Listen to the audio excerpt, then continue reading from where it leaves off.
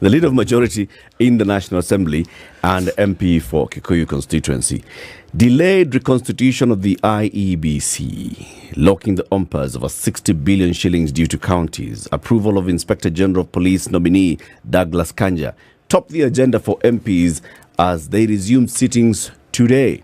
The long-awaited reconstitution of the IEBC is among their urgent business. National Assembly Speaker Moses Wetangula at the weekend called for the swift reconstitution of the electoral agency, saying many pending IEBC activities had stalled because of lack of commissioners.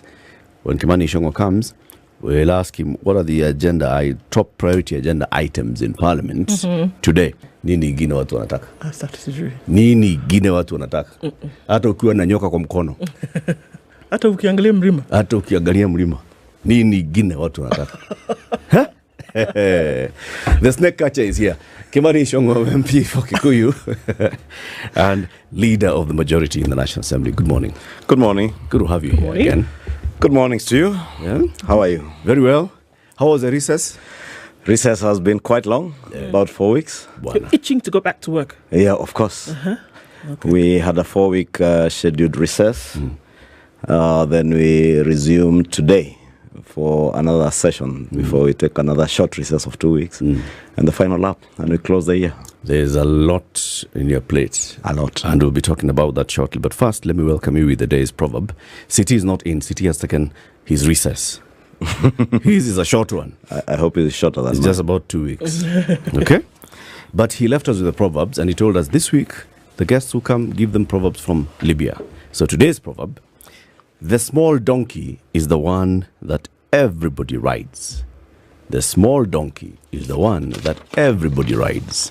What's your interpretation of this proverb? The small donkey is the one that everybody rides. First, it's easier to climb. Has less kicks. So it gets misused. So in a situation of a workplace, the small donkey or the small fish that get overworked. Kabisa, eh? It's a good interpretation. It is. Ukiangalia kwa mlima. Small donkeys. Who is the small donkey that you people from the mountain are overworking? Mwananchi, especially mkulima. That is a small donkey being overworked.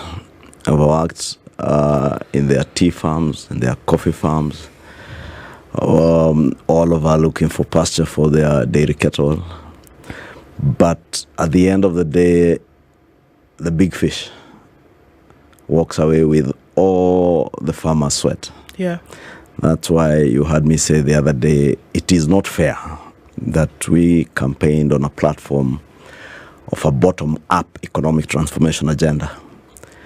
And because I was a key member of the campaign team of the Kenya Kwanza team, and especially in my region, or the Mount Kenya region, we really campaigned around the issue of coffee, tea, and milk. And we made certain commitments to the people of Kenya that we will work very hard to ensure that our coffee, tea, and milk fetch the best prices that they can be. And in fact, we did even guarantee that there will be a guaranteed minimum return on many of these commodities. And you remember the president has been speaking about it and saying, especially on milk, that we have put aside money, and money was actually put aside, close to 3 billion shillings over the last 2 years, pumped into KCC to revitalize KCC and ensure that farmers are able to be paid a minimum of 50 shillings per litre, and to be paid as was stipulated in government policy after every 2 weeks. So probably on the 15th and 30th of every month, farmers should be paid. If you talk to any dairy farmer who delivers milk to KCC, they'll tell you that does not happen. Two, they are not being paid that 50 shillings. And the reason that price was being set is so that you set a price for the market. Because if KCC, being a price setter, pays 50 shillings, all other milk processors in the country would struggle to match that price. Because farmers definitely will move to the best price. They will do either 50 or better. Unfortunately, that has not happened because that money has ended up in the pockets of a very few people. The president and the government were very keen on all these coffee, milk, and tea sector reforms that under Executive Order number 1, he put the responsibility of those 3 sectors in the office of his deputy. When you speak to the industry in the coffee industry and they tell you coffee, there are people who are demanding 3 shillings per kg of coffee sold. And it's not someone who has worked in a coffee farm. Demanding from who? From the farmers and the people who will market the coffee. To do what? For what? For their own take. And I say they have not sweated on any farm. They Every do not kilo. own an acre of coffee farms. Who are they? Middlemen between the farmer and the potential buyer? Who are they? Listen to me. Uh-huh. They demand 3 shillings Say it again. per slowly. kg of coffee. So let's start. Okay? 3 shillings per kg of coffee. Let us If start. you- Let us start slowly. Slowly, pole Okay. pole tu. Yes. Okay? There's a man called Waitara. He's in Odhaya. He's a coffee farmer. I know him. So he harvests his coffee, takes to the local factory. So why is he losing the 3 bob? Now walk Waitara through.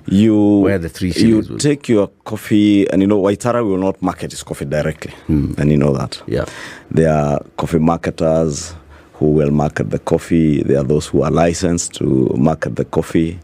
Therefore, what has been happening, I'll give you the case example of Baricho, the Baricho factory cooperative society, where farmers, and these are smallholder coffee farmers, not really large scale, because most of large scale coffee farmers are able even to get their own markets. And I know, for instance, those a few in Kiambu County, where I come from, who are able to grow their coffee and are able to market it themselves directly. They're even able to mill for themselves and market directly to the buyers out there. But the small scale, smallholder coffee farmers are pooled together in cooperative societies. Yeah. The case you had in Madera constituency the other day is an instance where someone was brought in to buy the coffee. That person, if you listen to the farmers, they'll tell you the people who brought them to the cooperative to buy their coffee. And they were guaranteed that this person would buy their cherry at 112 shillings per kg. And the society went ahead, borrowed some money, waiting for compensation, for some compensation to get from Kenha for a meal. I think that part of their property in Kratina was to be taken away for the roadworks. When the payments came in, it was not paid at 112, it was paid at 85 shillings. To make it worse, that 85 shillings was not paid to the last coin. The 3 shillings, I'm telling you, was withheld from farmers. So it became 82 bob. 82. At 82 shillings. And that is why you saw the protests, farmers invading some, I think their chairman's or one of the officials' farms and slashing his coffee. And it was not until the area member of parliament and the CS, through the intervention of the president, intervened and went and held a meeting with the farmers and were able to resolve the issue. But it had to take the government stepping in to ensure first that farmers are able to continue with their lives and get paid. And I want to believe that the CS in charge, CS Oparanya, is making effort through the ministry, the State Department of Cooperatives, to ensure that those who may have been involved in the misappropriation of coffee farmers' resources, right at from the cooperative to the buyers, to those who brought the buyers to the farmers, will take responsibility for their actions. Who are these people, Kimani? They're in government. What do you mean they're in government? I mean exactly that. They're in government. Coffee is KPCU. And you can ask the person who is in charge of the coffee reforms. The same person I said, you can ask them why you saw in one of the dailies the other month news that tea worth close to 32 billion shillings, over 30 billion shillings, was rotting away in Mombasa. So if I can open this up just a little Why? bit. Because somebody had insisted that Most of the tea that is being sold should go through certain brokerages.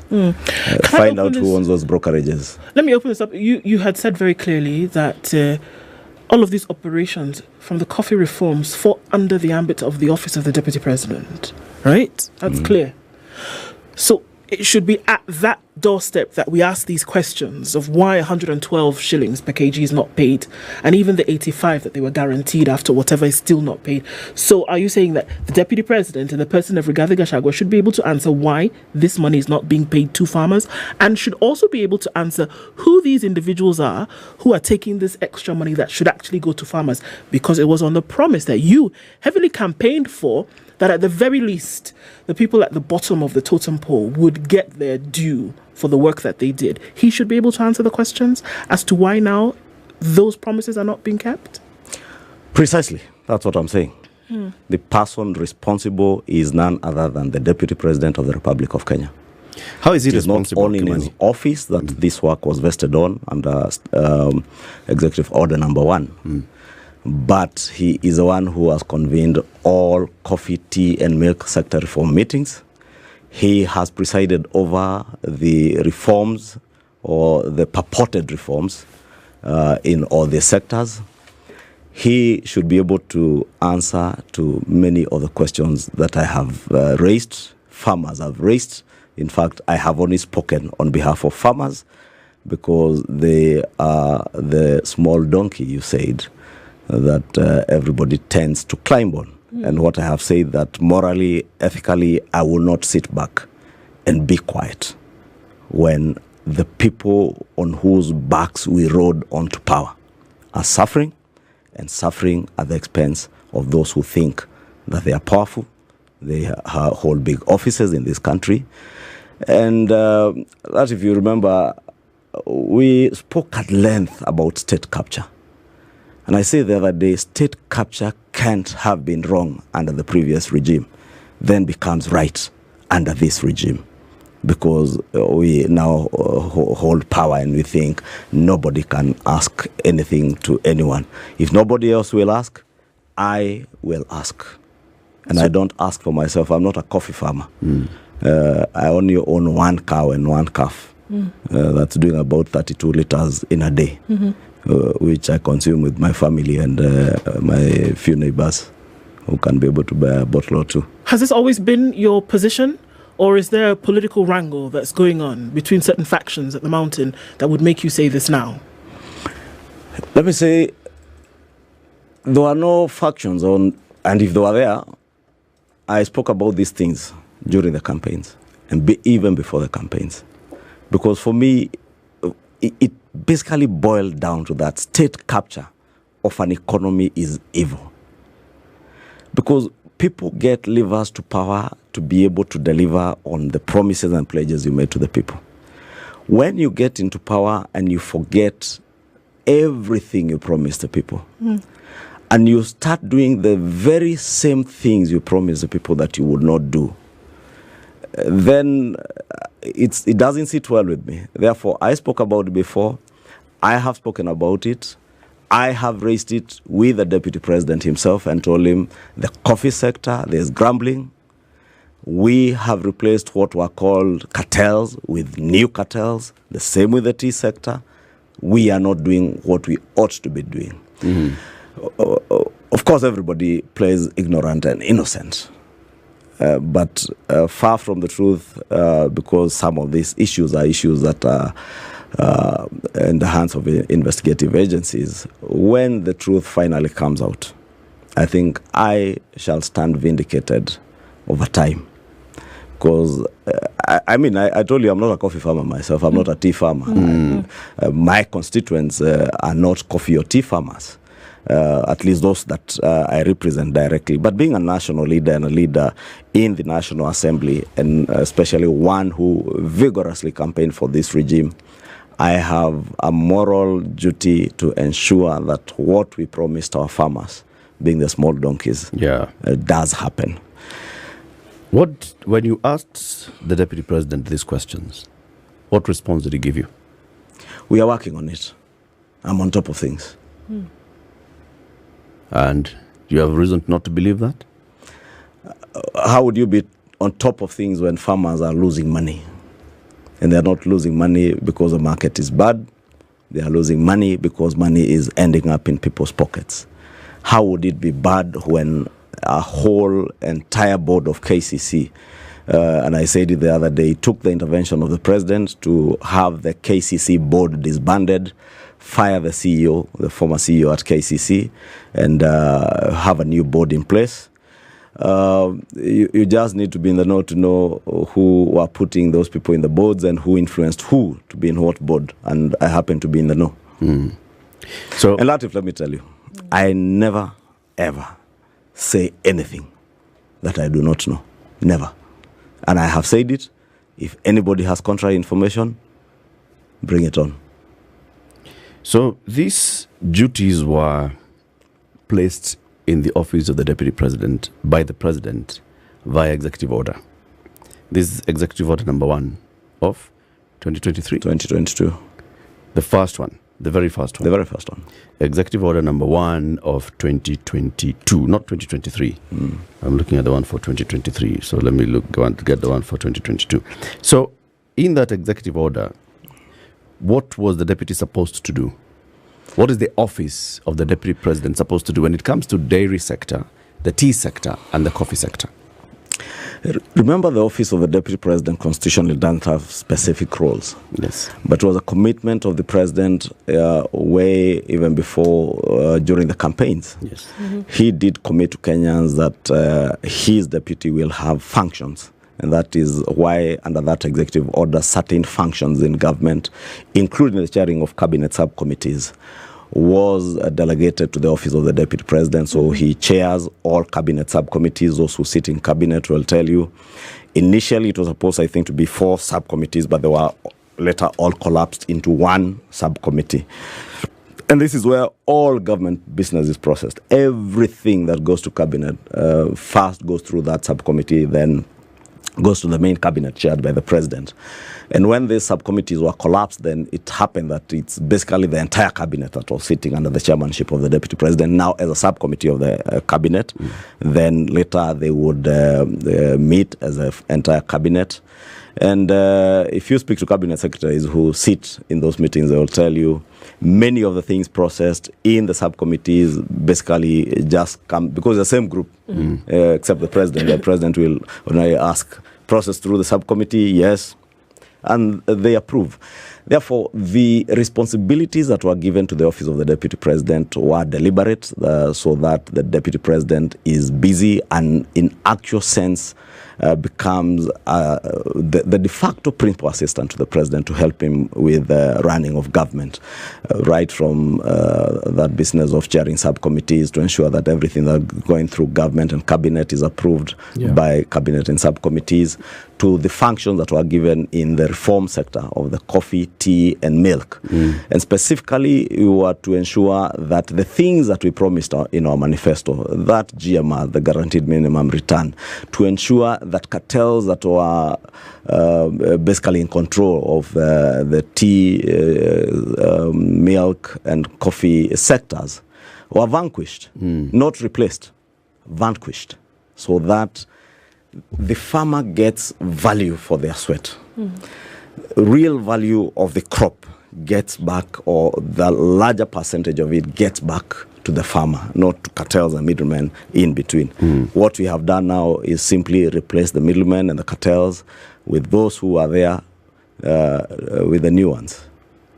So when the Office of the Deputy President, I'm looking at Executive Order number 1 of 2022, and I don't see where it specifies these particular sectors, but it says the key officers and institutions under the Office of the Deputy President.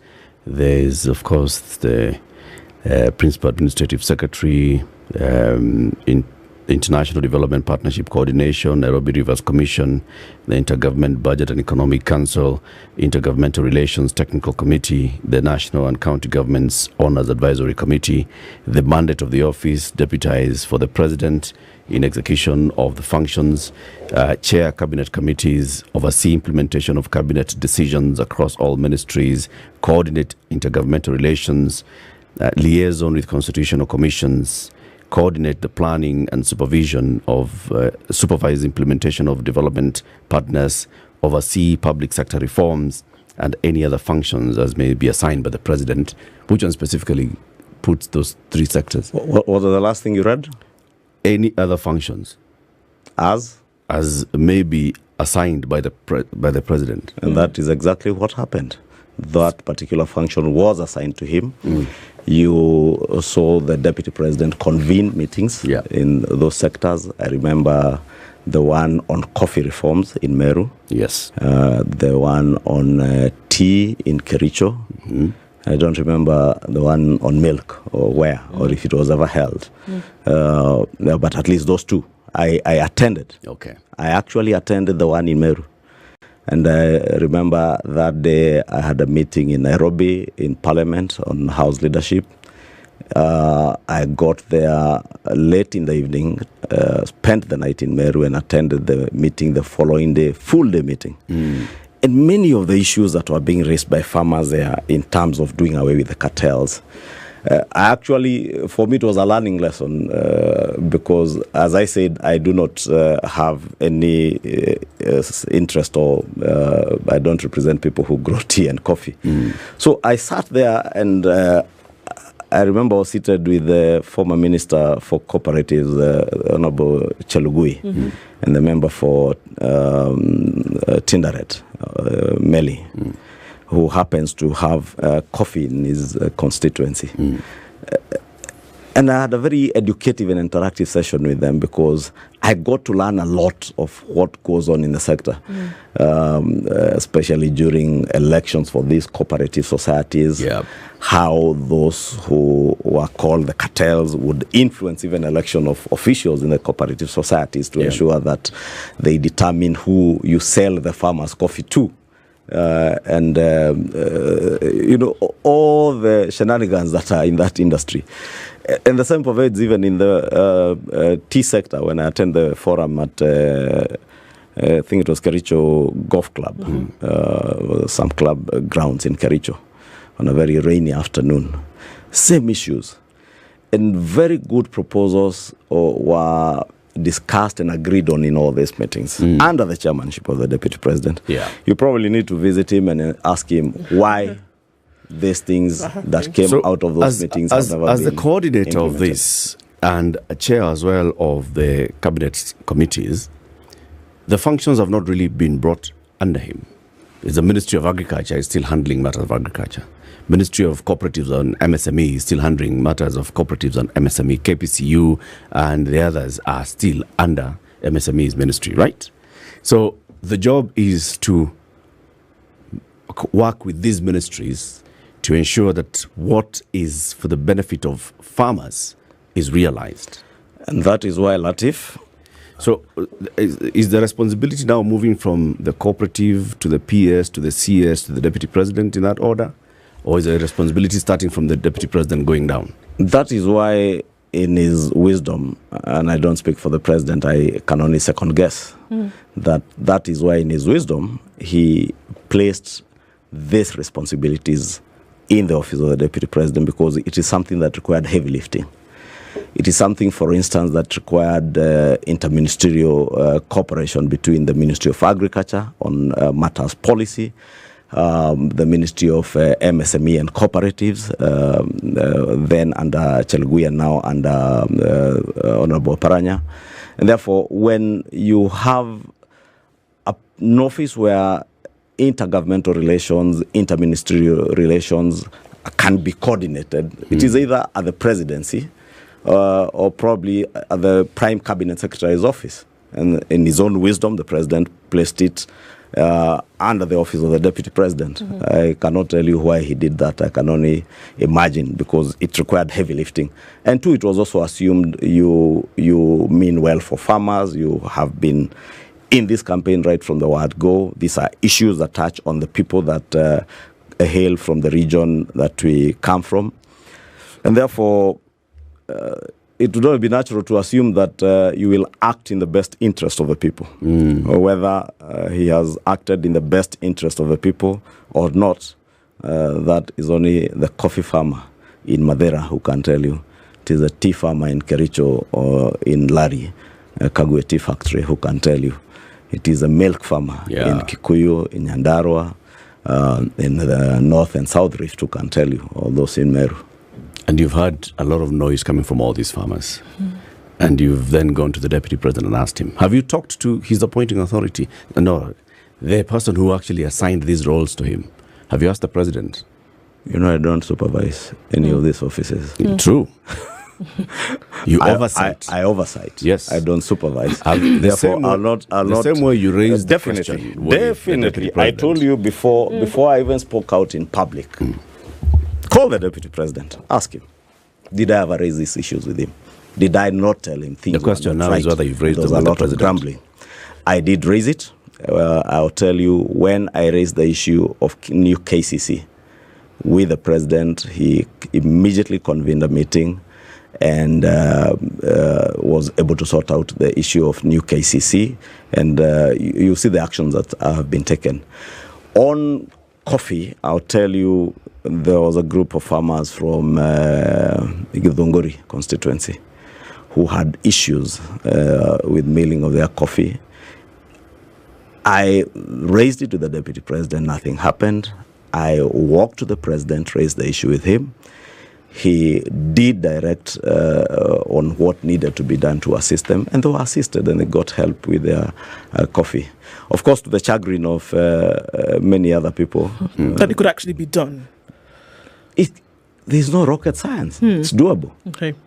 Shall we take a break? Let's take that break. Come back shortly. 24 minutes to 10. The leader of the majority in the National Assembly, who's also member of Parliament for Kikuyu constituency, Kimani Ichung'wa, is our guest this morning. We are talking about the issues plaguing the government from Mount Kenya coming all the way up to the other government and what the issues are. He appears to be raising specific issues against a specific officer in government, this time the Deputy President, Rigathi Gachagua. Is the snake biting or is it not? Is the viper still in the hand, in the arm, or is it not? Today is the 17th of September 2024. In case you thought it's 2022 or 2021, it's not 2021. It's 2024. There's a different Deputy President in office, and he seems to be facing the kind of issues that the Deputy President of 2021 was facing then from other quarters. Kimani, what's happening? Why are we back here as a country? I don't think the deputy president we have today is facing anything close to what the deputy president of 2020, 2021 faced. What I see is a deputy president who is vindictive, desperate, petty, and grossly dangerous. Those are very many adjectives, Mheshimiwa. And one must ask that you were all together in forming this government and you all seem to be drinking from the same river. How did that change so quickly? I've told you, men are men.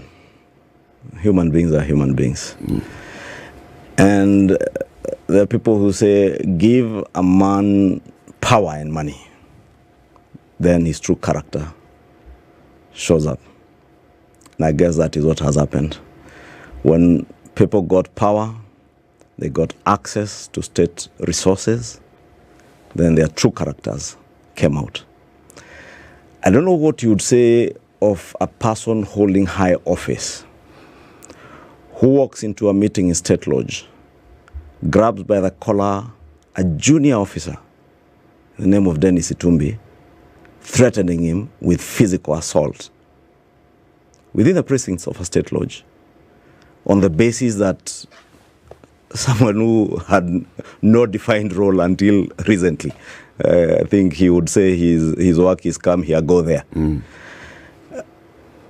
He's not tweeting the things you want him to tweet. Why would you, if you hold high office, be so petty and vindictive with leaders because they are not kneeling before you and hailing you as the king and the greatest of all? Why would you, for instance, be belittling your own member of parliament and telling the whole world how much dowry you paid at his wedding, how you spent your time and money, and mind you, I spent more money and more time in Kiambaa constituency, to a young man like Njuguna Kawanjiko, the member of parliament for Kiambaa. Why would you insult the lady, gracious lady who represents the people of Baringo County, and call her a prostitute? Because people have refused to sing to your tune, or because they have associated with people you do not like. Florence Jamatia was insulted because he was working at the time being with the member for Kiharu. You've heard the member for Kiambaa narrate his ordeal. And I can tell you, members of parliament, especially those from the Mount Kenya region, have harrowing stories of what they have had to go through. I said the other day, many of them shudder in fear because of this desperation and attempts to intimidate them, because you are desperate to pull people together from a region so that you may use the levers of that region and the people, one, as a shield and a mask to mask your true character, and two, to blackmail government and the president. Are you saying none of these character traits were evident previously? Well, 30 months ago, when all of you were, as Ndu said, drinking in the same room? I say it as it is. And that's even now, I am saying it as it is. There are things we write in books. So it's a matter... If you remember the events of May 14, May 15, 2022, we had almost the night of long knives at the residence of the then Deputy President in Karen. And when history is written and books are written... This is the weekend where it later emerged who the Deputy President was picking as his running mates. There are many of us who had reservations, but we all opted after very extensive consultations to settle on a team that would help us win the election. And we raised the reservations that many of us had, and hoped that those things would be ironed out over time. And having raised the issues we raised then, that even the person himself would reflect upon himself and be more amiable in people-to-people skills. Because like the character of being too abrasive with people and other leaders and being vindictive and, that character that now has basically alienated many leaders and many people from you is something that you internalize, that this is what people have said about me, and act with grace now that you are holding high office. And be a little bit more gracious.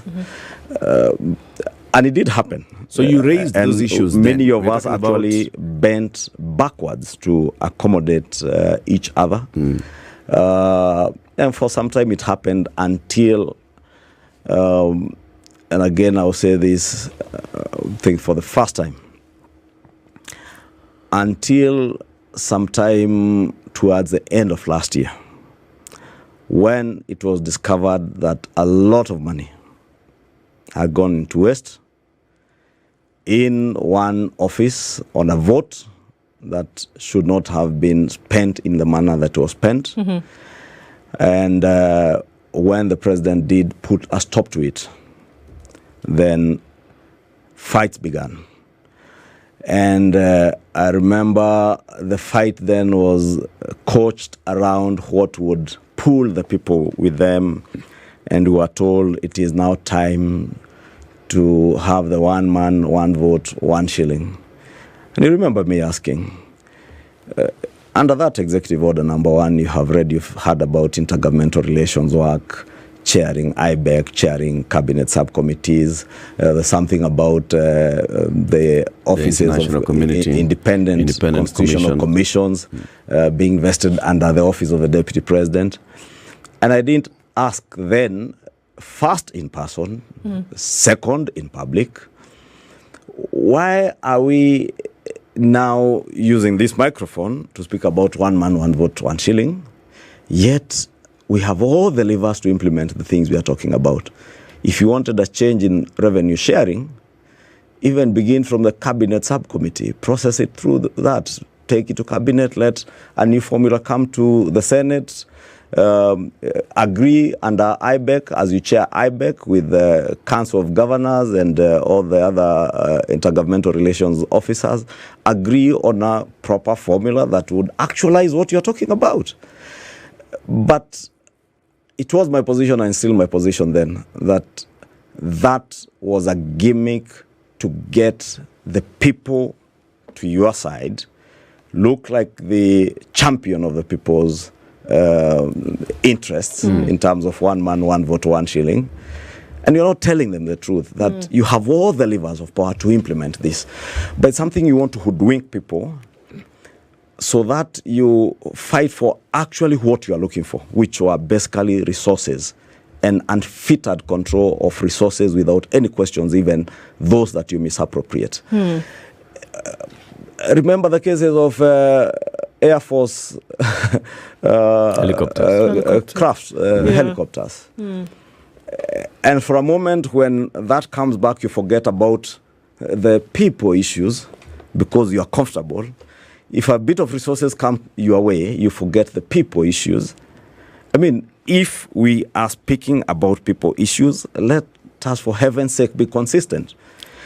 Okay. If we spoke about a guaranteed minimum return and actual value for coffee, tea farmers, for heaven's sake, let us actualize it now.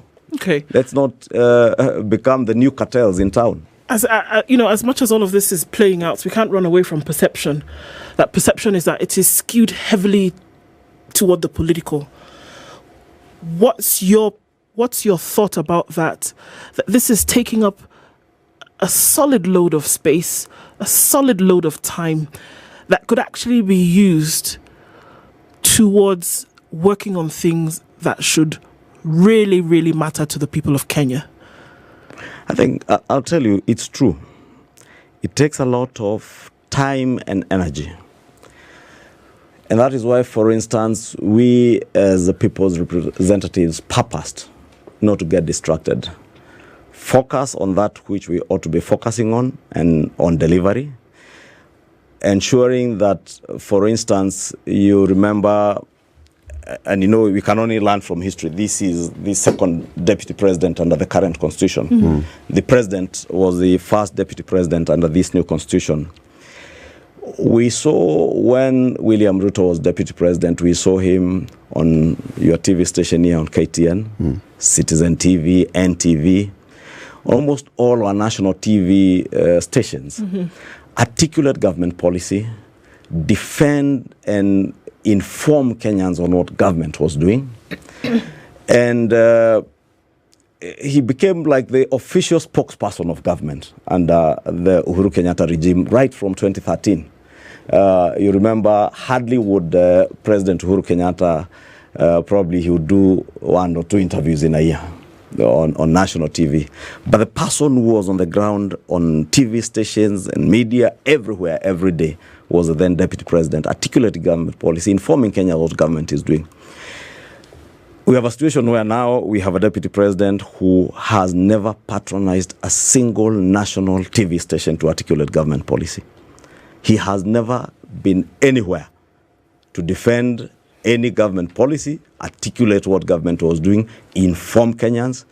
The only time my good friend has been on TV or radio is vernacular radio stations and vernacular TV, not articulating what you are doing as government, but whining and crying about this or that. That's personal. And when we realize that as elected leaders, we said, fine, we can choose to take this route, then we end up doing what you're saying. We end up consuming a lot of our time on political issues, on whining of an individual, on my dissatisfaction with this or that.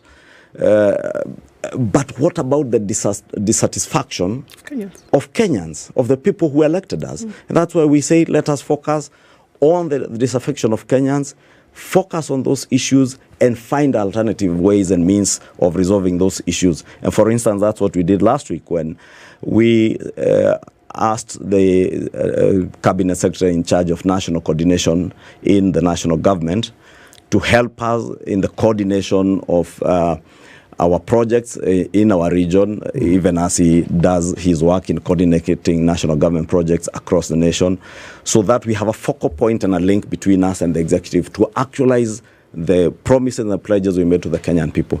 It is not a fact that we can run away from, that there are many stalled projects across the country, some that stalled way back as 2016, 2017. If we had that focal point, for instance, I would have expected that the Deputy President being able to chair the Cabinet subcommittee would be at the forefront of ensuring that all these stalled projects are actually, you're able to even pool resources to get them moving. And that has not happened. I would have wished that that would have been our focal point of rolling out development projects. I'm confused sometimes, Kimani, because on one hand, I hear you many times saying, you know, when you talk about regional politics, that's parochial, that's tribal, that's just demagogy.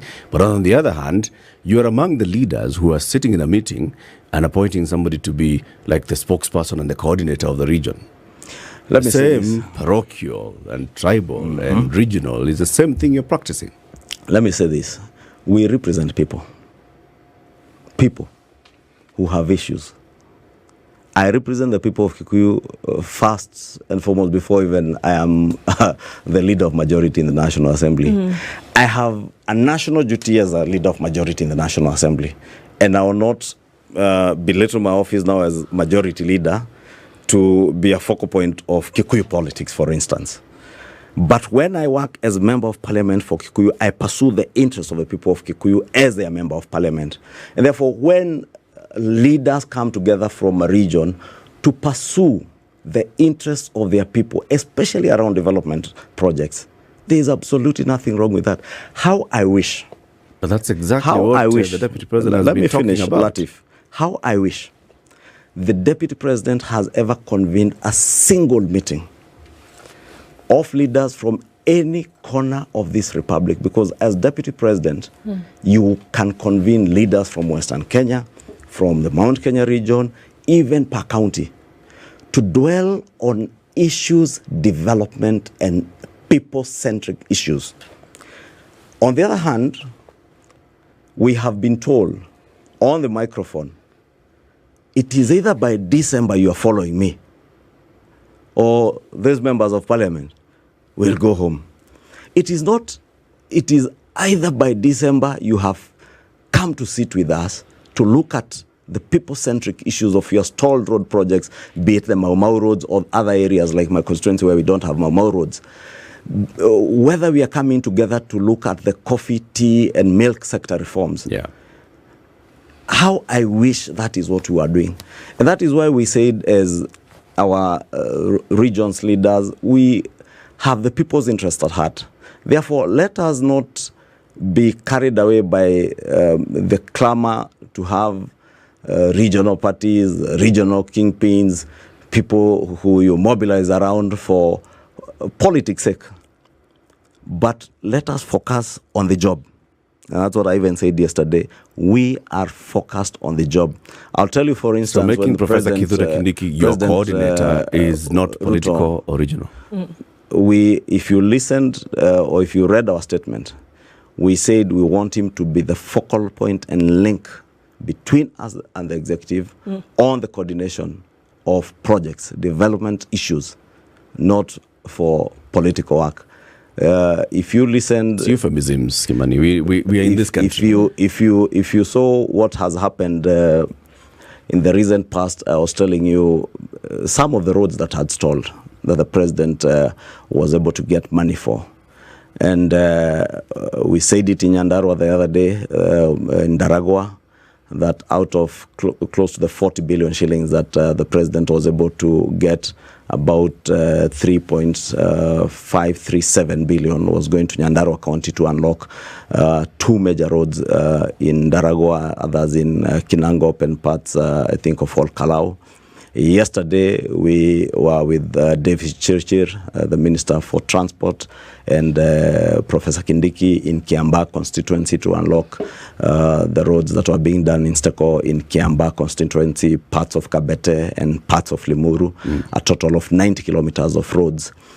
If we are able to focus on the job that way, then we will deliver to our people. Okay. And once you deliver, then the issues of 2027 will be sorted based on the work that you do, not based on whether you are kneeling before man or you are following a man, but on the basis of whether, as a member of parliament, you have been able to articulate the issues of your people, taken them to the executive implemented projects that change the lives of the people. Let me ask the question and let me see if I'm getting it right. Because of, the kind of focus that the Deputy President has had, he has been unable to deliver on the core mandate that has been assigned to him. And that has left people in the dairy sector, the tea sector, the coffee sector, for example, complaining and feeling the promise of the Kenya Kwanza administration is not being delivered. Am I correct? Yes, no? To an extent, you are correct and on point. And not just that, Latif. I said, even in the being able to articulate and push government agenda. Okay.